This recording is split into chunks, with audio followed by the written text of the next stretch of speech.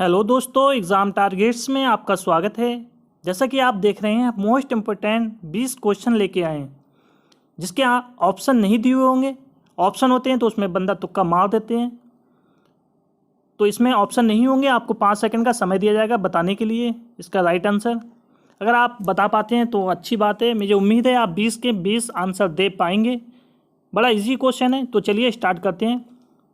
पहला क्वेश्चन है, क्रोमोसोम की संरचना में कौन कौन भाग लेते हैं? क्रोमोसोम की संरचना में कौन कौन भाग लेते हैं? इसका राइट आंसर हो जाएगा डीएनए और प्रोटीन। डीएनए एंड प्रोटीन ये दोनों भाग लेते हैं। नेक्स्ट क्वेश्चन है, अनुच्छेद 17 किस विषय से संबंधित है?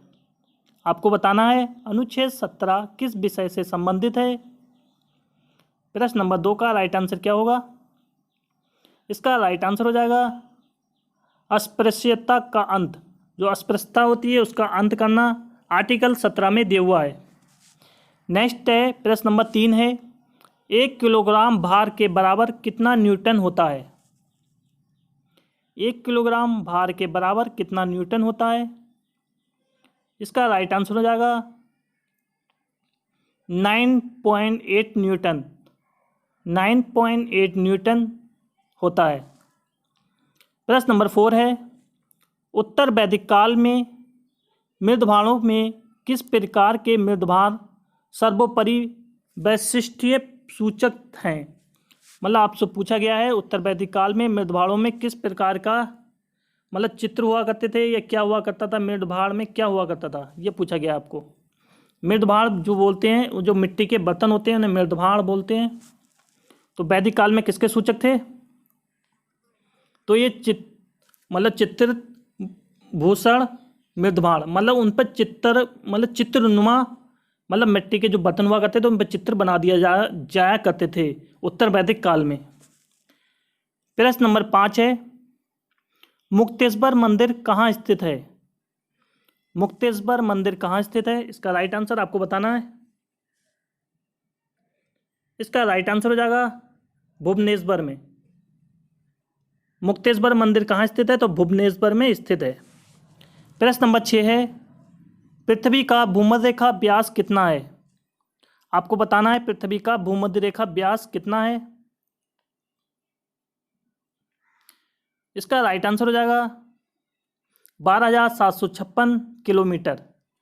12,756 किलोमीटर।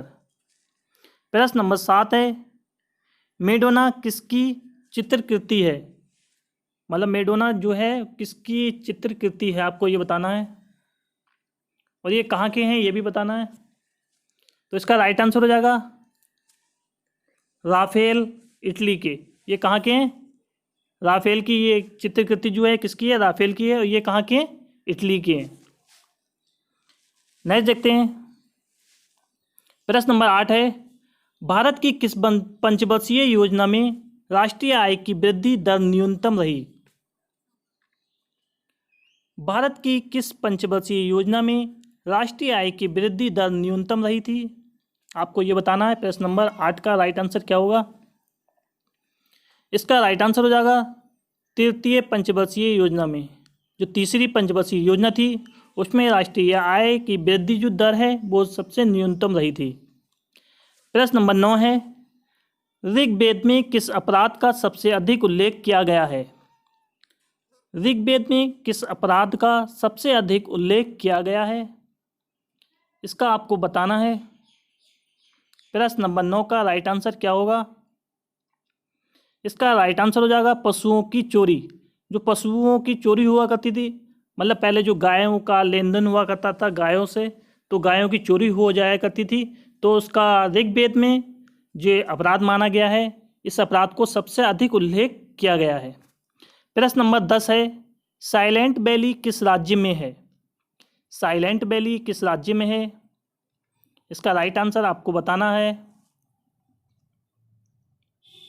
इसका राइट आंसर हो जाएगा केरल में।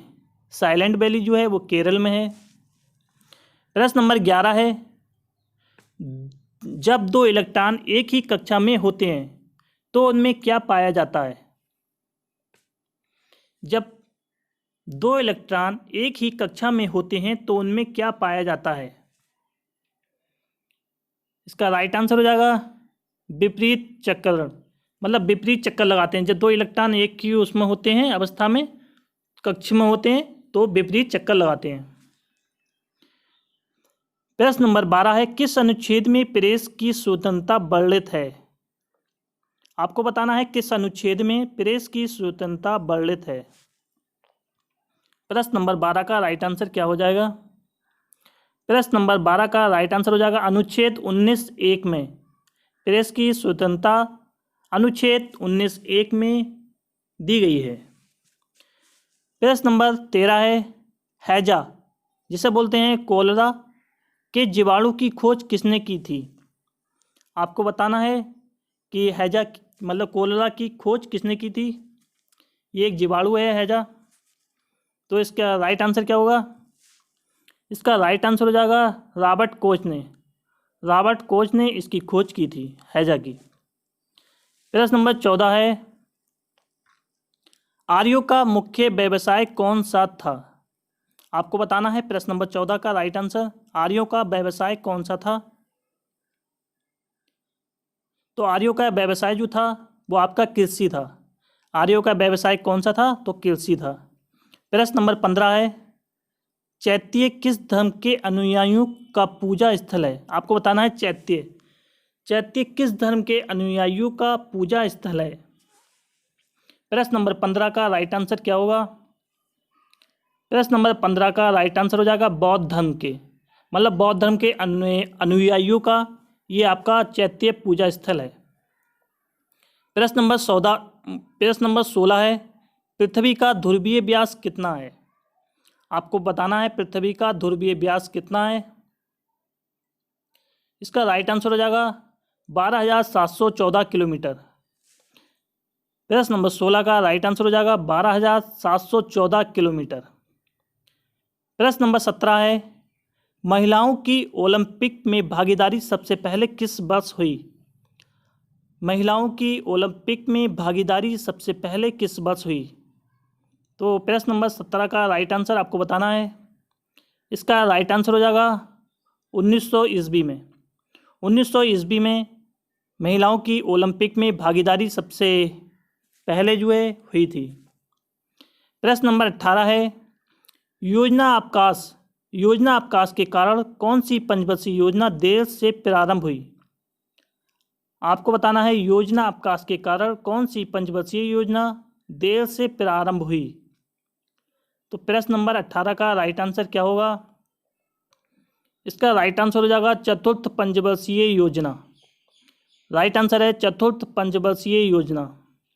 प्रश्न नंबर 19 है, पुलकेशिन द्वितीय ने हर्षवर्धन को पराजित कर कौन सी उपाधि धारण की? आपको बताना है पुलकेशिन द्वितीय ने हर्षवर्धन को पराजित कर कौन सी उपाधि धारण की थी।